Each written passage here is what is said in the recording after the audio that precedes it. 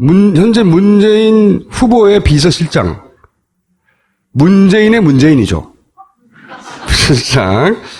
이분으로 말씀드릴 것 같으면 80년대 운동권의 전설적 뽐미남. 네. 대단한 인기였어요, 그때 여학생들 사이에. 그럼 뭐하나. 그럼 뭐하나. 지난 총선 때 당내 경선에서 똑 떨어졌죠. 그런데 다시 문재인의 문재인이 되어서 지금, 전략을 짜고 있는 핵심 브레인이라고 스스로 주장하고 있는 임종석 전 의원을 모시겠습니다. 이게 이제 탄핵 때, 노무현 대통령 탄핵 국회에서 의결될 당시에 끌려나가는 장면, 이렇게 변했어요. 자, 이제 예쁜 거 걸어놓고. 자, 오늘 모신 이유는 뭐냐면 각 캠프에 현재 당면하고 있는 고민거리가 뭐냐, 현재 문제점들이 뭐냐, 이걸 신속하게 들어보려고 하는 거거든요. 서울시 정무부시장까지 하셨죠? 예. 박원순 시장 때 하셨잖아요. 네. 박원순 시장한테 좀 비친 거 없습니까? 박원순 시장님한테 제가 질문을 마저 하면 경선 딱 시작할 때 박원순 시장도 막 뛰고 있을 때 왜 문재인 캠프 쪽으로 가셨죠? 저도 똑같은 시민의 한 사람이기도 한데요. 가장 확실한 정권 교체의 길을 가고 싶었습니다. 그만큼 저한테도 정권 교체는 모든 국민한테 그렇듯이 절절했고요. 여전히 박원순 시장님 존경하고 가깝습니다. 함께 하게 될 겁니다. 문재인 후보 개인적인 인연이 있다거나 뭐, 어느 순간에, 가야 되겠다 결정한 게 있다, 뭐, 계기가 있어요? 저는 사실은 조금 이번에 정권 교체와 함께 좀 가슴 떨리게 보고 있는 것은 후보는 지금 그걸 전국적으로 지지받는 대통령이 되고 싶다고 얘기하시잖아요. 실제로 정치 지형이 87년 6월 항쟁 이전으로 회복되고 있다고 저는 생각합니다. 문재인 후보가 단순히 본인이 정권 교체를 하는 것뿐만 아니라 첫 차가 되겠다. 2호, 3호, 4호 차가 계속 나와져서 한국 사회 이 오랜 적폐들을 청산해 가고 새로운 대한민국으로 가는 시작이었으면 좋겠다 하고 이야기하잖아요. 저는 이번이 정권 교체와 함께 전국적으로 정치 지형을 바꾸는 그런 어떤 변곡점을 우리가 지나고 있다 이렇게 생각합니다. 그래서 꼭 그렇게 만들고 싶고 국민들이 이미 그런 흐름을 잡아주셨는데 안 놓치고 꼭 과거에는 우리가 기울어진 운동장이라고 늘 이야기해왔잖아요. 이제는 거꾸로 민주개혁 진영이 더 우세한 이런 지형이 유지되면서 오랜 한국 사회의 적폐들을 하나씩 하나씩 되잡아가고 이제는 좀 정방향으로 갈 수 있도록 그렇게 노력하겠습니다. 사람은 어때요? 보시기에? 답답하죠? 보이는 그대로입니다. 더도 덜도 말고 저는 문재인 후보의 제일 강점은 진실한 거라고 생각해요. 진실한 거고 조금은 답답해 보이지만은 또 문재인 후보의 그런 면이 사람들로 하여금 신뢰를 주는 가장 큰 장점이고 먼 길을 함께 갈 만한 이런 사람 아닌가 이렇게 생각합니다. 잔대가리 안 쓴다? 잔머리 잘 안 쓰시죠? 못 쓰세요? 예. 잔머리가 없어요. 좀 있어야 되는데. 답답한 건 저희가 잘 기민한 참모들이 잘 메우도록 하겠습니다. 일단 현재 상황이 어떻게 되냐면 민주당 경선이 본선이다 그랬었어요. 근데 경선 끝나자마자 안철수 후보가 나 여기 있어! 하고 막 치고 올라오고 있는 상황이고, 경선 때는 당내에 있었던 여러 가지 어떤 불협화음들을 바라보며 지지자들이 불안해했는데 본선이 시작되니까 그런 건 이제 한가한 걱정이에요. 사실은 그분들이 탈당할 분들도 아니고 완전히 한가한 걱정이 되었어요. 이게 이제 이 바람이 내일신문의 디오피니언이란 여론조사 업체 에서 1대1 구도 여론조사 발표되면서 시작됐죠. 그리고 그 이후에 쭉 여러 가지 여론조사 나왔고, 표본에 문제가 있다, 뭐 조사 방식에 문제가 있다 이런 얘기들 있어요, 분명히. 그리고 그건 사실이고. 근데 동시에 보수 매체들이 혼연일체가 돼서 안철수 후보를 미는 것도 사실이긴 한데, 근데 이제 실제 여론으로 연결됐다 이거죠. 이미 기정사실이 됐어요. 이제 궁금한 것이 이 현상을 문재인 캠프에서는 어떻게 바라보느냐, 일단 이게 궁금합니다. 아니, 안철수 후보가 확 치고 올라와서 뭐 양자구도 내부터 시작해서 이 현상을 어떻게 바라보고 분석하고 있느냐. 사실 이제 양자구도로 여론조사를 하는 거는 조금, 지나친 상상에 의한 거기 때문에 저희들은 그거를 뭐 중요하게 생각하지는 않는데, 어쨌든 안철수 의원이 많이 달라졌죠. 네, 많이 달라지고, 또 실제로, 많이 관심 속으로 들어오고, 또 지지율도 많이 올라온 것은 사실로 받아들이고 있습니다. 비슷한 수치의 여론조사가 몇 개 더 나올 거예요. 계속 나올 거죠. 이게 이제 근데 그거는 어떻게 보면 당연스러운 게 문재인과 문재인 싫은 사람 이렇게 갈리는 거잖아요. 그러니까 아마 안철수 후보의 고민은 지금부터 아닐까 싶어요.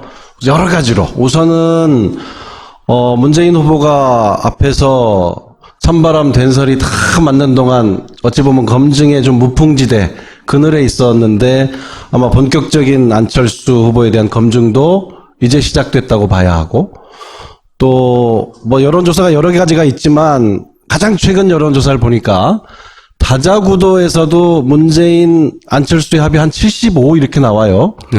뭐 3자로 줄여보면 80을 넘게 나오더라고요. 네. 그러면 둘이 다 해먹고 있다 이거죠. 문재인의 한 40%는 뭐 대체로 언론에 알려진 것처럼 굉장히 순도가 높은 40%라면 안철수의 35는 뭐가 합해진 걸까? 또 보수층 후보들이 합이 15가 안 나오는데 그러면 보수 정치권이 지리멸렬한 건 그렇다 치고 견고하게 보수를 지지하는 지지층들은 지금 어디가 있는 건지 그래서 안철수 후보 지지에 이게 함께 담겨 있지 않습니까? 적어도 50, 60% 정도는 그런 지지가 담겨 있다고 봐야 안철수 되는데 지지율 중에 절반 정도는 보수표다. 절반이 좀 넘을 걸로 보여요. 적어도 수치상으로 이렇게 네. 더하기 빼기를 해보면 그렇게 분석된다. 그러면 이제 굉장히 안철수 후보의 앞으로의 정책, 메시지, 행보 이제 다 고민이겠죠. 구체적으로 어떻게 고민이 될 거라고 보세요? 모래 위에 집을 지었는데 이게 넓다 그거죠? 뭐 아마 어디를 방문할 때 어디까지 할 거냐, 정책을 낼 때 어디까지 주장할 거냐. 예를 뭐 들어 다- 사드 문제일 때 별로 안 어려울 것 같은데요. 어제 국립묘지 간 거 보니까 문재인의 반대 방향으로만 가면 되던데.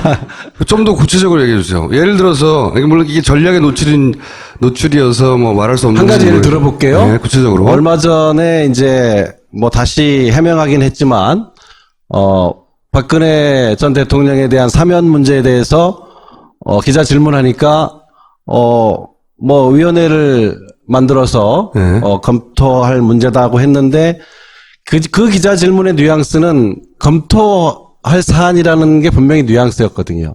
그 뒤에 물론 해명은 다시 남발해서는 안 된다는 취지로 한 이야기다 네. 했지만 아마 이 질문을 또 하면 저는 앞으로 안철수 의원이 어떤 언어 단어들을 선택할지 굉장히 조심스럽고 어려울 거예요. 원론적인 얘기를 하겠죠, 원론이. 근데 이제 그 말에 영수원을 가면 방문을 전직 대통령 묘소들 어디까지 방문할지도 고민일 거고 또 과거에 이제 민주당 대표하면서도 늘 이 정체성 문제 5.18이나 4.19나 또는 뭐 6.15나 이런 문제에 대한 입장 문제에 있어서 자꾸 이 검증을 받은 바가 있었는데 이런 질문을 다시 들이밀 때도 굉장히 난처할 거예요.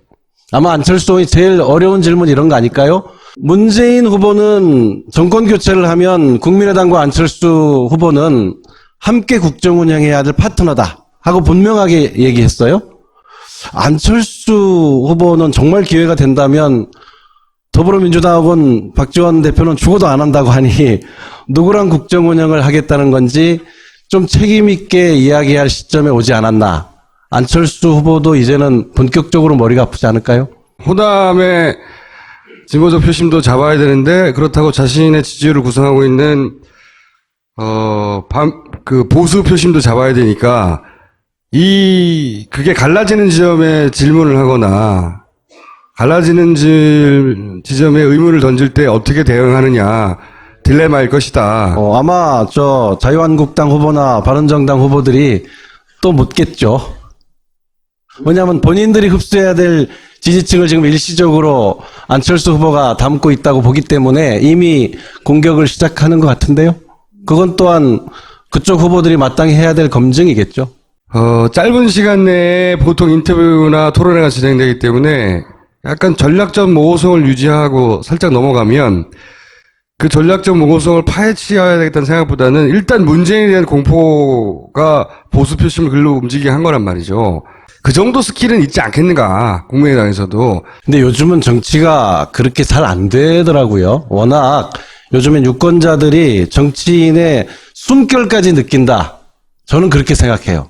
실제로 하지 않은 말까지 다 읽어내고 정확하게 분석하고 요즘 아마 가장 불필요해진 직업 중에 하나가 정치평론가 아닐까. 예. 기자들도 그래요. 기자들도 사실은 굉장히 곤혹스러울 거예요. 왜냐하면 저도 정말로 어떤 정치인이 뭘 발표했을 때 숨은 뜻까지 보려면 네티즌들이 쓴 걸 한 30분 봅니다. 훨씬 정확하거든요. 예. 근데 이런 거 있어요. 또. 숨기기 쉽지 않을 겁니다. 근데 안철수 후보는 소위 적폐의 프레임으로 상대할 수 없는 까다로운 상대예요. 실제.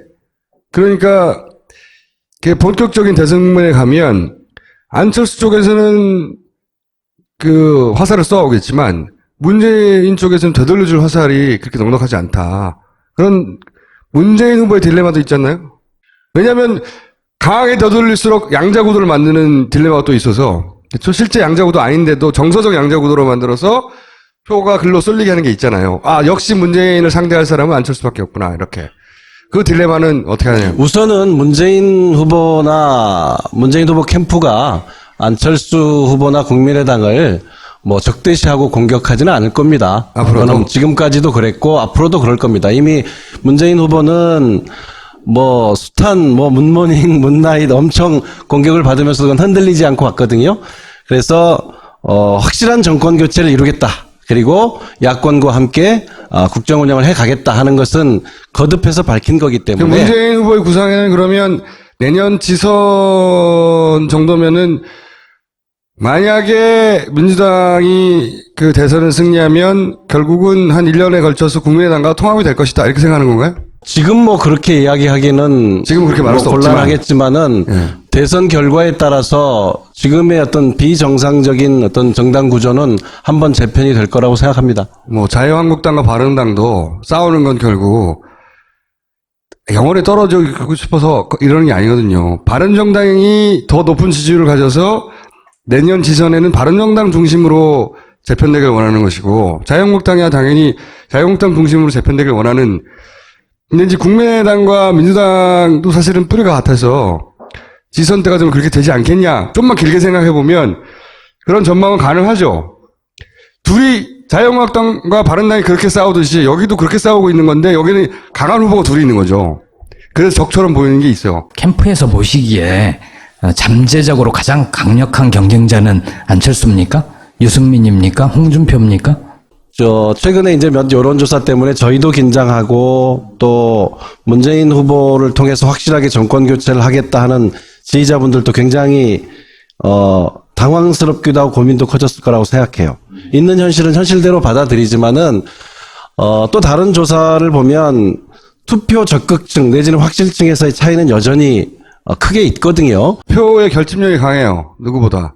보수층이 갈 곳을 잃어서 또는 보수층을 대표하는 후보가 도저히 마음에 안 들어서 지금 여론조사에 그렇게 답했다 할지라도 실제로 마지막 투표 행위까지 이어질 거냐 하는 문제는 간단한 문제가 아니죠. 안철수 후보의 고민일 수밖에 없죠. 그러니까 그 중에서 누가 투표장까지 가느냐가 중요한데 문재인 후보의 최대 강점은 그거예요. 오랫동안 두드려 맞으며 만들어진 지지층이어서 투표장에 꼭 간다고 하는 면에서는 그 비교를 따지면 굉장히 격차가 벌어지죠. 그리고 문재인 후보 지지율은 이렇게 더듬어 보시면 한 번도 2, 3%가 한 번에 올라간 적이 없어요. 정말 1%씩 올라왔거든요. 저희가 20대 초반 내지는 10대 후반에서 머물러 있을 때 그때 박스권에 갇혀 있다고 언론에 많이 지적을 받았는데 어느 순간 30 가까이 갔어요. 그래서 또 머무니까 또 박스권에 갇혔다고 그러더라고요. 박스가 좀 움직이죠. 그래서 35% 넘고 최근에 다자구도에서는 40에 근접한 여론조사들이 나오는데 또 30대 후반 40 박스권에 갇혔다고 또 그러더라고요. 그래서 뭐 박스가 커지고 있는 건 분명하니까. 경선이 끝난 지 얼마 안 돼서 아직까지 반영이 안 됐을 수는 있는데 2위를 한 안희정 후보 그리고 3위 이재명 후보 둘이 비슷하잖아요. 이 지지자들을 이렇게 확 끌어안을 거라고 보시나요? 저희들로서도 최선을 다해서 안희정 후보, 이재명 후보의 뿐만 아니라 그 지지자들까지 함께 가기 위해서 문재인 후보와 저희 캠프가 할 수 있는 모든 노력을 다 할 것이고요. 이미 이제 안희정 지사나 이재명 시장이 흔쾌히 함께할 이런 뜻을 밝혀주고 계시기 때문에 저희들 지금 언론에 안 나더라도 굉장히 활발하게 만나고 의논하고 있다는 말씀은 제가 사실로 확인해 드릴 수 있습니다. 문재인 적극 투표층이 탄탄하다는 것도 명백한 사실이지만 동시에 반문재인 구도라는 것도 굉장히 탄탄해요. 저 비호감에서도 가장 높죠. 아주 확고하다는 거죠. 그러니까 종편이 지난 대선 끝나자마자 지금부터 시작해서 지금까지 한 일은 단 한 가지예요. 뭘 하든지 간에 문재인만은 안 된다. 종편이 밀어주는 후보를 그때그때 바뀌었어요. 근데 안 되는 후보는 문재인 하나였거든요. 그러니까 선거는 구도인데 문재인 아닌 사람 다 모여라 구도도 확실하거든요. 이 구도를 한 달 만에 깰 수는 없잖아요. 4년간 이어진 거니까. 그러면 남은 한 달간 이 구도를 상대하는 전략은 있습니까? 기본적으로는 지금까지 온 것처럼 갈 겁니다.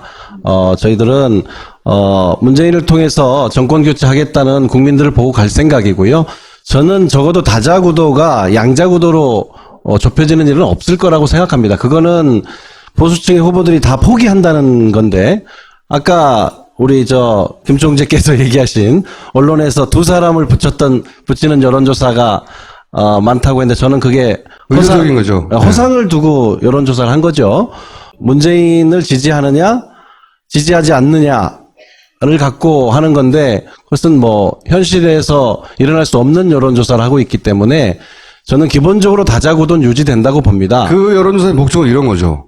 그러니까 후보 단일화가 안 될 것 같으니까 시간도 짧고 정서적으로 유권자가 단일화해서 델론 밀어주라 이런 시그널을 계속 보내는 거죠 지금. 정당은 지금 보수 정당의 후보들이 굉장히 지지율이 낮지만 1, 20년 된 정당이 아니잖아요. 그리고 대선 치르고 마는 게 아니기 때문에 내년 아까 얘기하셨잖아요. 내년 지방선거 그다음 총선 이런 연속성을 갖고 있어서 저는 후보를 유지하기도 하려니와 최종적으로는 보수 지지층이 어느 정도는 자기 정체성에 맞는 후보를 선택할 거라고 봅니다. 또는 기권층이 많아지든지. 옛날에 이인재 찍으면 김대중 된다가 출발이거든요. 조선일보가 퍼뜨린 프레임이죠. 근데 실제로 그렇게 됐어. 이인재 당시 후보가 20% 가까이 득표하고 보수표를 가져왔기 때문에 결국 김대중 어렵게 간신히 그 IMF 상황에서도 이겼단 말이죠. 그 기억이 있어서 거꾸로 이 프레임이 먹힌다는 거죠. 그렇긴 한데 저희가 그렇다고 해서 그런 걱정이 있다고 해서 정치적으로 얕은 수를 내는 것보다는 저는 전공법이 좋다고 보는 거는 옳다고 보는 거는 뭐 낮게 나왔을 때도 정권 교체가 돼야 한다. 이렇게 보는 국민들이 60%를 넘습니다. 될 것이라고 보는 국민들은 더 높아요. 그래서 우리가 그것을 보고 가야지 여기서 정치적인 수를 내려고 하는 것은 오히려 핵심 이 지지층을 잃게 될 거다. 기본 전략대로 그냥 간다? 네. 네. 다만 저희가 지금 요번 주 다음 주 최선을 다해야 할 것은 함께 경쟁했던 후보들 또 그 지지자들과 흔쾌하게 함께 갈 수 있는 문재인 후보가 이야기하는 것처럼 완전한 한 팀이 되는 것을 뭐 정성에 또 정성을 들이려고 합니다. 근데 지금 말씀하신 거로는 다자구도가 지속될 것이다라는 건 정말 좀 앞으로 다른 변수들이 없었으면 한다라는 바람이 섞여 있는 거 아닌가요? 그렇죠. 후보는 사자구도 이상이 유지되는데 네. 보수층이 자기 층을 대표하는 후보는 도저히 안 될 것 같으니까 유권자가 몰아서 그렇게 만들려고 지금 하는 거죠. 반문재인 선택을 한다. 하게 만들려고 노력하고 있고 그 결과가 지금 안철수 후보의 지지율 상승으로 나타난 거죠. 저는 안철수 후보 지지자들 중에도 상당수는 정권 교체 때문에 안철수 후보를 지지하는 분들이 분명히 그게 안철수 후보의 고유의 표죠. 원래 안철수 고유의 예. 표죠. 예. 예. 그런데 그렇게 될 땐 아까 같은 우리 김어준 총재가 얘기하는 상황이 되면 그분들이 굉장히 고민하겠죠. 이것이 정권 교체인가 하는 고민을 근본적으로 하지 막판에 가서 할 않겠어요? 것이다. 이제 문재인 공포로 인해 줄 곳을 몰라 하던 표들이 홍준표로 달려갈 때 그런 가능성이 높지는 않다고 생각해요. 근데 달려갈 때 안철수는 결국은 범민주계야? 예를 들어서 나중에 민주당과 국민의당이 합당하면 내가 민주당 찍어준 거 아니야? 결국은 이런 생각할 수 있거든요. 굉장히 이상한 현상인 거죠. 지금 비정상적인 상황이에요. 보수의 대구가 다 몰려와서 결국은 민주당을 찍어주는. 근데 그걸 깨닫게 될 수도 있거든요. 한 달이면. 그럴 때 홍준표한테 만약에 간다고 쳐요. 홍준표는 그걸 원하죠. 나를 중심으로 모여라고 막. 근데 지금 보수 매체들은 안 도와주고 있죠. 안 될 것 같으니까.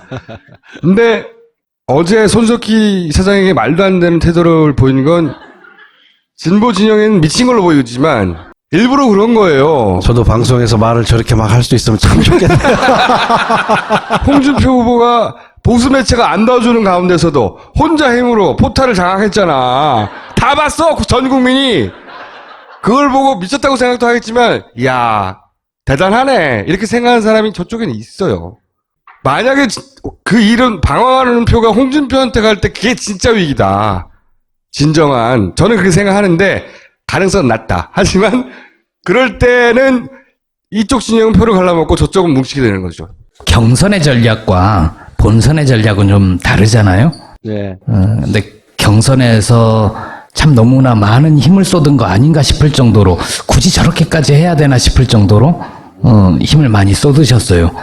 경선과 다른 본선에서 문재인 후보는 이걸 보여주겠다. 뭐 공개할 수 있는 전략이 있나요? 뭐 꼭 1차에 끝내야 되겠다 하고 이를 악문 게 아니고 선거 일정 자체가 예측하지 못하게 당겨지면서 저희가 예선과 본선을 한 번에 보고 가는 것이 옳다. 그것이 더 책임 있는 태도다. 예선 때는 예선에 충실하고 본선에 가서 공약을 발표하고 하는 일반적인 선거운동 방법은 오히려 예의가 아니겠다. 지금 일반적인 선거라면 12월 말 기준이라면 지금 11월 들어서 있는 거 아니겠어요. 예, 보통 그때쯤은 거의 변수가 없다고 얘기할 정도 시점이고 소위 정책이라는 게 전혀 먹히지 않는 흔히 이제 그런 시점인데 저희들이 그래서 예선과 본선을 한 판으로 보고 일찍부터 책임 있게 정책을 발표하고 좀 함께 할 수 있는 사람들의 정권 교체에 함께 가야 한다는 사람들을 함께 모으기 위해서 최선을 다하는 과정이 우리 김보엽 기자님 얘기한 것처럼 그렇게 비쳤을 수는 있어요. 다시 홍준표 얘기를 하면 이 반문재인 구도에 올라타면 누구든 급상승하는 거예요. 지금은. 이걸 홍준표가 타는 게 제일 무서운 상황이라는 거죠. 안 타게 만들어야 돼요. 이 안철수 후보가 생각 없이 한 달 전만 해도 한 자리 숫자예요. 지지세가. 30% 갑자기 급증했잖아요. 이 30%가 갑자기 홍준표한테 다 갈 수는 없지만 얹히기 시작하는 순간 홍준표가 되나? 그러면 전통적인 홍준표 후보가 맨날 얘기하는 전통적인 이 구도가 형성되는 거거든요. 그렇게 안 되길 바라야 하고 그렇게 만들면 안 된다. 안철수 후보가 고민일 수밖에 없다는 것이 말이 튼튼하든 아니면 부족하든 간에 부실하든 간에 한 방향으로 가는 한 마리 말을 타고 있으면 좋은데 다른 방향으로 달아나려는 두 마리 말을 한 번에 타고 있단 말이에요. 그게 딜레마죠. 딜레마죠. 네. 네. 이제 국민들이 이제 또 생각할 거 아닙니까? 여러 가지 변수들이 지금 이제 지나갔고요. 진짜 방정식이 복잡해 이번에는. 또 새로운 변수를 맞이했는데 안철수 후보에 대해서 이질적인 지지층이 섞여서 새로운 현상이 일어났는데 이것을 보면서 이제 국민들이 이 후보 등록 전까지 정말 다시 차분하게 고민하는 한 열흘이 되지 않을까. 여하간 문재인 후보의 강점과 그리고 이 너무 문재인 후보를 중심으로 딱 갈라져서 이쪽으로 넘어오기 힘든 이 구도라는 약점을 동시에 안고 있는 여기 문재인 후보의 딜레마도 있는 거죠. 이쪽을 안 넘어와. 그러니까 민주당을 지지하고 심지어는 민주당의 그 후보였던 안희정을 지지했지만 안희정 후보가 안 되니까 절로 가버리는 거잖아요. 이 문재인 지지자들에게 한마디 하고 싶은 말씀 있으면 하시고 캠프에서 불안해하지 말라든 아니면 불안해하라든 불안하니까 결집할 수도 있으니까 하시고 물러가 주세요. 정권 교체가 돼야 한다. 제일 최근 여론조사 63%까지 나온 걸 제가 확인했는데 될 것이다 하는 국민들은 더 높아요. 지금 이 국민들이 저는 문재인을 말로 선택했다고 생각합니다.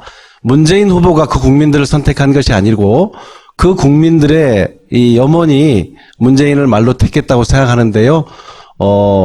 다른 생각 없이 그 국민들만 믿고 최선을 다하겠습니다. 그리고 정권 교체 함께 가야 할 세력이라면 서슴없이 손을 내밀어서 포용과 통합 행보를 통해서 조금 더 안심이 되는 이런 하루하루가 될 수 있도록 최선을 다하겠습니다. 우선 이번 주, 다음 주까지 함께했던 경쟁 후보들, 지지자들 정말 일체된 한 몸이 될 수 있도록 최선을 다하겠습니다. 알겠습니다. 감사합니다. 고맙습니다.